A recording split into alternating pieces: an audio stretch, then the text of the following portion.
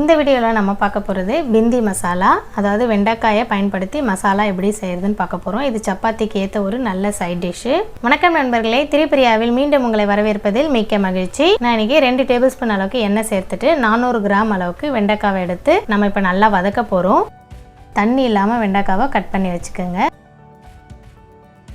Medium ஃப்ளேமில் வச்சு லைட்டாக இப்படி சாட்டை பண்ணிகிட்டே இருந்தாலே போதும். உங்களுக்கு நல்லாவே வெண்டைக்காய் குக் ஆகும். வெண்டைக்காய் வதங்குற வரைக்கும் நம்ம குக் பண்ணி எடுப்போம்.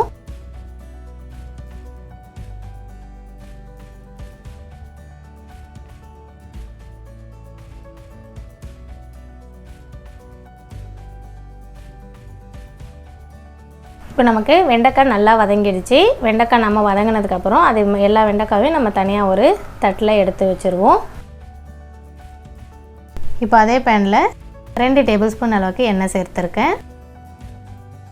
1/2 டீஸ்பூன் அளவுக்கு சீரகம் பொரிஞ்சதும் ஒரு வெங்காயம் சேர்த்துப்போம். பொடியாக கட் பண்ண வெங்காயம் 1 சேர்த்துட்டு வெங்காயத்தை நல்லா வதக்குங்க. அதாவது வெங்காயம் நல்லா கோல்டன் ப்ரௌனாக மாறுற வரைக்கும் நாம் நல்லா வதக்கணும்.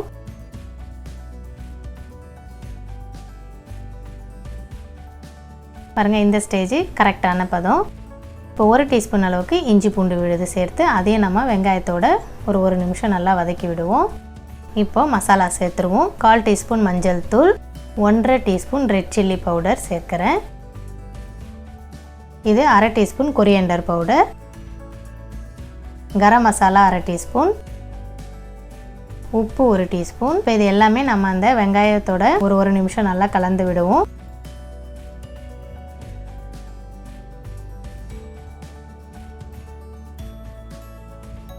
இப்போ நான் 2 தக்காளியை அரைச்சி வச்சுருக்கேன். அந்த 2 தக்காளியை இதோடு சேர்த்துருவோம். நல்லா பழமாக இருக்க தக்காளியை அரைச்சி சேர்த்துக்கோங்க. சேர்த்துட்டு இப்போ அந்த மசாலாவோட நல்லா நம்ம மிக்ஸ் பண்ணுவோம்.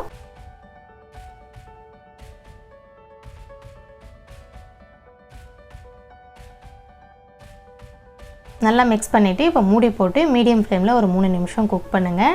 எல்லாம் சேர்ந்து மிக்ஸ் ஆகி நமக்கு அந்த பதம் கரெக்டாக வரணும். அதனால் 3 நிமிஷம் நம்ம குக் பண்ணுவோம்.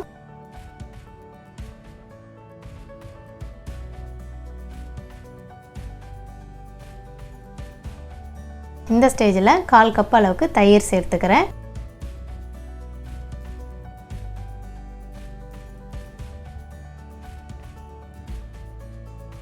நல்லா கலந்து விடுங்க.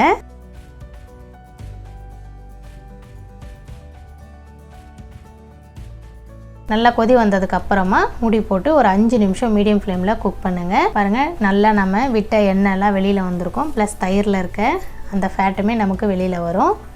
ஸோ இப்போ மறுபடியும் நல்லா நம்ம கலந்துட்டு ஆல்ரெடி வதக்கி வச்சுருக்க வெண்டைக்காவை இதில் சேர்த்துருவோம். சேர்த்துட்டு இப்போ கலந்து விடுவோம்.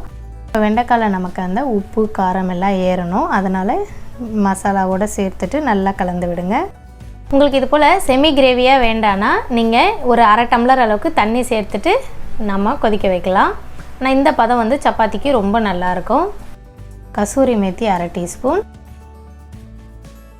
Butter 1/2 teaspoon, sugar 1/2 teaspoon. சர்க்கரை எதற்காக சேர்க்குறேன்னா இது நல்லா அந்த உப்பு காரம் புளிப்பு எல்லாத்தையுமே நமக்கு பேலன்ஸ் பண்ணும். அதனால் சர்க்கரை ஒரு 1/2 டீஸ்பூன் கண்டிப்பாக சேருங்க. இப்போ சேர்த்துட்டு மறுபடியும் நம்ம எல்லாத்தையும் ஒரு தடவை கலந்து விட்டுட்டு இப்போ அந்த வெண்டைக்காயில் எல்லா மசாலாவும் ஏறணும் இல்லைங்களா, அதனால் மூடி போட்டு ஒரு 3 நிமிஷம் மீடியம் ஃப்ளேமில் நல்லா குக் பண்ணுங்கள். திறந்துட்டு மறுபடியும் ஒரு மிக்ஸ் கொடுப்போம். சப்பாத்திக்கு இந்த பதம் கரெக்டாக இருக்கும். ஃபினிஷிங் ஸ்டேஜில் எப்போ ஒரு பிஞ்ச் அளவுக்கு கரம் மசாலாவும் ஒரு பிஞ்ச் அளவுக்கு கசூரி மேத்தி, இன்னும் விருப்பம்னா நீங்கள் ஒரு 1/2 டீஸ்பூன் பட்டர் கூட சேர்த்துக்கலாம். சேர்த்துட்டு நம்ம கலந்து பரிமாறணுன்னா அருமையான ஒரு பிந்தி மசாலா ரெடி. எக்ஸாக்டாக நீங்கள் ஹோட்டலில் வாங்கி சாப்பிட்ற மாதிரியே அப்படியே இருக்கும். நீங்களும் உங்கள் வீட்டில் செய்து பாருங்கள். உங்கள் கருத்துக்களை கமெண்ட் செக்ஷனில் எழுதுங்க. மீண்டும் ஒரு நல்ல ரெசிபியில் சந்திப்போம். இன்னும் நீங்கள் சேனலை சப்ஸ்கிரைப் பண்ணலைன்னா சப்ஸ்கிரைப் பண்ணுங்கள். நன்றி, வணக்கம்.